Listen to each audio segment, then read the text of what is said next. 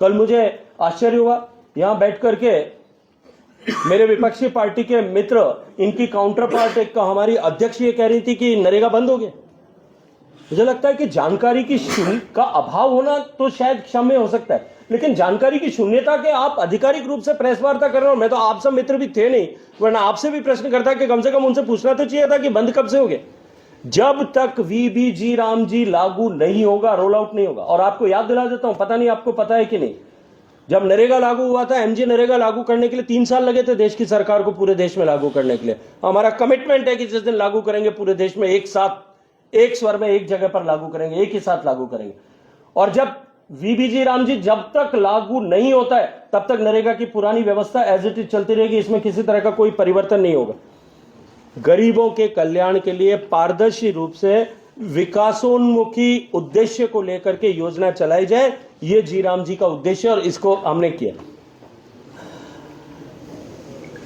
मैं एक प्रश्न पूछना चाहता हूं, जवाहरलाल नेहरू का नाम हटा करके आपने बिना नाम की योजना चालू कर दी, उसके बाद में गांधी जी का नाम उसके साथ में जोड़ दिया, तब आपने कहीं कोई प्रश्न नहीं किया था। आज ये प्रश्न क्यों खड़ा किया जा रहा है?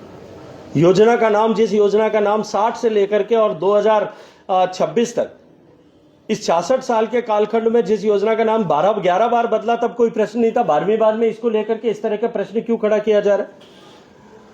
इसको लेकर के इस तरह का भ्रम पैदा किया जा रहा है कि इसमें गारंटी को डाइल्यूट कर दिया। 100 दिन की जो रोजगार की गारंटी थी उसको 125 दिन कर दिया। बजट में हमने प्रस्तावित किया है और 1,55,000 करोड़ रुपया इसके ऊपर खर्च होगा। इसको हमने योजना के पास कराने में संसद में उसके पटल पर उसको रखा है और काम करने की दिशा को तय किया। अभी जैसा मैंने कहा, पहले होता था कि इधर की मिट्टी इधर डालो, इधर की मिट्टी इधर डालो, तालाब में खुदाई करो। पिछले 10 साल से एक ही तालाब खुद रहा है, लेकिन वाटर इनटेक कैपेसिटी नहीं बढ़ी। जबकि माननीय मोदी जी के नेतृत्व में जब मैं जल शक्ति मंत्रालय में काम करता था, तब माननीय प्रधानमंत्री जी ने हमको एक संकल्पना दी थी कि देश में पानी की आवश्यकता और प्राथमिकता को देखते हुए हम अमृत सरोवर बनाए।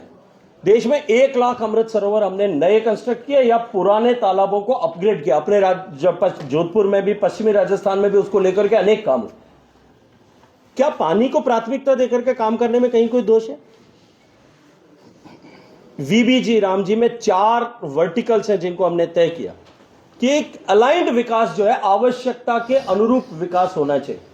उसमें हमारी पहली प्राथमिकता थी कि हम जल संरक्षण के लिए काम करें, वाटर कैचमेंट के लिए बढ़ाने के लिए काम हो सकता है, कैचमेंट एरिया डेवलपमेंट के लिए काम हो सकता है, पानी के इंटेक को बढ़ाने के लिए काम हो सकता है, जमीन में पानी पुनर्भरण की एक्टिविटी शुरू हो, क्योंकि जिस तरह से हम देख रहे हैं हमारे यहाँ डार्क जोन बन रहा है, उसके लिए काम हो सकता है।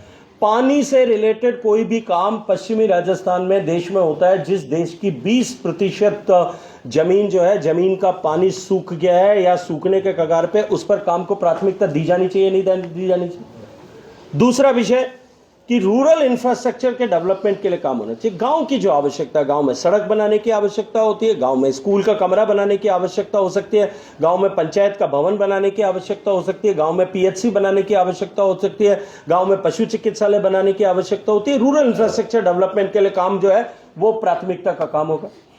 उसके बाद में विकसित ग्राम पंचायत बनाने के लिए जो काम तय करना है, गांव के विकास की जो लोकलाइज्ड आवश्यकता है, उस आवश्यकता की प्रतिपूर्ति के लिए हमको जो है जी राम जी में प्राथमिकता के साथ में काम करना है।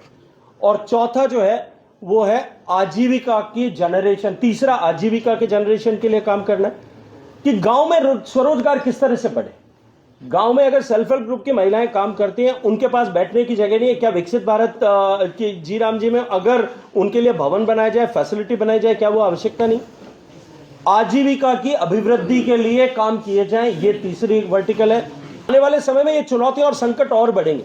क्या इन संकटों के मिटिगेशन के लिए विकसित भारत जी राम जी में के तहत जो निवेश देश की सरकार और प्रदेशों की सरकार के मिलकर के हर साल का 1.5 लाख करोड़ रुपए से ज्यादा खर्च करने वाली है, क्या उस 1.5 लाख करोड़ रुपए खर्च इसके अलाइनमेंट के साथ में काम किया जाए, इसको लेकर के कोई संशय खड़ा किया जाना चाहिए।